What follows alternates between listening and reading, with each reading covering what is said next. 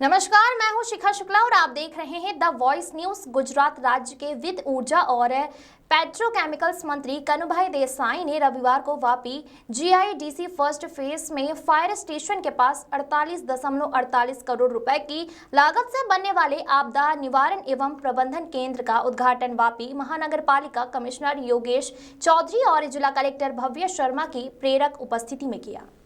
इस अवसर पर मंत्री कनुभाई देसाई ने कहा कि औद्योगिक विकास की दृष्टि से वापी पूरे भारत में प्रमुख स्थान रखता है। सुरक्षा और संरक्षा के मामले में भी वापी आगे है। आप भी वापी में कई विकास कार्य चल रहे हैं, जिनके पूरा होते ही वापी में विकास की रौनक दिखाई देगी। आधुनिक उपकरणों और अत्याधुनिक सुविधाओं से लैस यह नया केंद्र औद्योगिक क्षेत्रों में लोगों की सुरक्षा को बढ़ाएगा। परिसर में एनडीआरएफ और एसडीआरएफ द्वारा प्रशिक्षण भी दिया जाएगा। उद्योगपतियों को सलाह देते हुए कहा कि वो पर्यावरण प्रबंधन व्यवस्था इतनी दुरुस्त रखें कि इस केंद्र की जरूरत ही ना पड़े। यह परियोजना सभी के सहयोग और समर्थन से साकार हुई है, जिसमें हर उद्योग की संपत्ति भागीदार होगी और यह स्वप्रतिबंधित केंद्र चलेगा। मुझे उम्मीद है कि वापी नगर निगम और नोटिफाइड के साथ मिलकर हम पूरे दक्षिण गुजरात में सबसे अच्छी अग्नि सुरक्षा व्यवस्था बनाएंगे। આજે વાપી ખાતે વલસાડ જિલ્લાના ડિઝાસ્ટર્સ મેનેજમેન્ટ સેન્ટર જે લગભગ 48 કરોડ રૂપિયાથી ઉપરની કિંમતે બનવા જઈ રહ્યું છે, ત્યારે આ પ્રસંગે આ ડીપીએમસીના ચેરમેન કલેક્ટર શ્રી ભવ્ય વર્મા, વાપી મહાનગરપાલિકાના કમિશનર શ્રી યોગેશ ચૌધરીજી, વીઆઈના પ્રમુખ સતીશભાઈ અને બધા ઓફિસ બેરરો તેમજ આ ડીપીએમસીની સાથે જોડાયેલા સરીકામ જીઆઈડીસી, ઉમરગામ જીઆઈડીસી, વોરાઈ જીઆઈડીસી અને ગુંદાવ જીઆઈડીસી પણ આમાં સામેલ છે। ત્યારે દરેક ઉદ્યોગપતિઓએ આ મેનેજમેન્ટ જે સેન્ટર છે, સરકાર તરફથી કેપિટલ ગ્રાન્ટ આવી છે અને એનું મેન્ટેનન્સ અને સેલેરી કે કોઈ પણ રિન્યુએબલ એક્સપેન્સીસ હશે એ બધો ઇન્ડસ્ટ્રીઝ ભોગવવાની છે। સાથે સાથે એનડીઆરએફ, એસડીઆરએફ કે આપણા અહીંના બધા કર્મચારીઓને ટ્રેનિંગ આપવાનું પણ અહીંયા આયોજન કરવામાં આવ્યું છે। સમગ્ર વાપી અને મહાનગરપાલિકાને પણ સીસીટીવીથી સજ્જ કરવાનું એક આયોજન કરવામાં આવ્યું છે। આવા અનેક કામો વાપીમાં થઈ રહ્યા છે, ત્યારે વાપીના ઉદ્યોગપતિઓ અને જિલ્લા વહીવટીતંત્ર અને મહાનગરપાલિકાના વહીવટીતંત્રને હું ખાસ અભિનંદન આપું છું।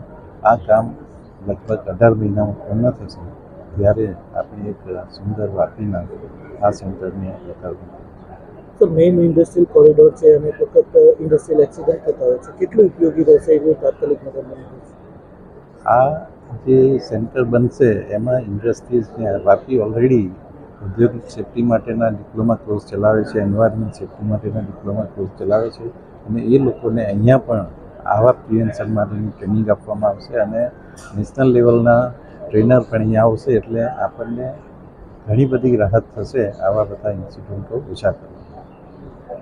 वापी नगर आयुक्त योगेश चौधरी ने इस केंद्र के लिए मंत्री कनुभाई देसाई और राज्य सरकार का आभार व्यक्त करते हुए कहा कि आग, बाढ़ या किसी भी आपात स्थिति में वापी अग्निशमन विभाग हाई अलर्ट पर रहता है। अब यह नया आपदा केंद्र विकास की परिभाषा बदल देगा। इस केंद्र की स्थापना से एक ऐसी व्यवस्था विकसित होगी जिससे भविष्य में यदि कोई आपदा जैसी स्थिति उत्पन्न होती है तो हम उसे रोकने और उससे निपटने में सक्षम होंगे। वलसाड़ जिला कलेक्टर और जिला आपातकालीन परिचालन केंद्र के प्रमुख भव्य वर्मा ने अपने संबोधन में कहा कि आपदा प्रबंधन हर जिले के लिए अत्यंत महत्वपूर्ण है। पूरे भारत में गुजरात ने वर्ष 2023 में इस मामले पर सबसे अधिक जोर दिया था। वापी में कई उद्योग और वो लोगों को रोजगार देते हैं, इसीलिए यह केंद्र सभी की सुरक्षा के लिए उपयोगी साबित होगा। क्योंकि इस केंद्र में आधुनिक उपकरण हैं, इसीलिए रोकथाम का काम बेहतर तरीके से किया जा सकेगा। Bureau report, the voice news. આ પ્રોજેક્ટમાં આપણે લોકોએ અત્યારે આખું ટોટલ 2800 સ્ક્વેર મીટરનું બિલ્ડિંગ છે, જેમાં આપણે લોકોએ એનડીઆરએફ ને એસડીઆરએફની ટીમ જ્યારે આવે ત્યારે એમના માટેની રહેવાની વ્યવસ્થાની બધું આપણે રાખેલું છે, તથા એ લોકોને ટ્રેનિંગ માટેના જે બી જગ્યા જોઈએ તેની બી આપણે વ્યવસ્થા કરેલી છે, તથા આપણે આમાં ટ્રેનિંગ સેન્ટરો બનાવેલા છે। કોઈ બી ક્લાસીસ લેવા હોય જ્યારે ફાયર સેફ્ટી રિલેટેડના કે કોઈ બી ડિઝાસ્ટરના, ત્યારે કોઈ એક્સપર્ટ આવીને ટ્રેનિંગ આપવી હોય તો તેની બી વ્યવસ્થાઓ આપણે આમાં કરેલી છે। આખો એક કોમ્યુનિકેશન રૂમ આખો આપણે અરેન્જ કરેલો છે અને જોડે જોડે આપણે લોકોએ આમાં ફાયર સેફ્ટીના ઇક્વિપમેન્ટ્સ બધા લીધેલા છે જે બહુ હાયર ડેફિનેશનવાળા છે, જેમાં આપણે રેસ્ક્યુ વ્હીકલ્સ છે, વોટર ફોર્મ ટેન્ડર છે, મલ્ટીપર્પઝ ટેન્ડર છે, એના જોડે જોડે આપણે લોકોએ હેઝમેટ વ્હીકલ્સ બી લીધેલા છે. તો એ બધી વસ્તુઓ જ્યારે અહીંયા આપણા જિલ્લામાં આવશે તો આપણે આધુનિક ટેકનોલોજીવાળા વ્હીકલ્સ મળી રહેશે તો આપણે ડિઝાસ્ટરમાં આગળ फायदा થઈ શકશે. खबरों में बने रहने के लिए तो वॉइस न्यूज को सब्सक्राइब करें और बेल आइकन दबाएं.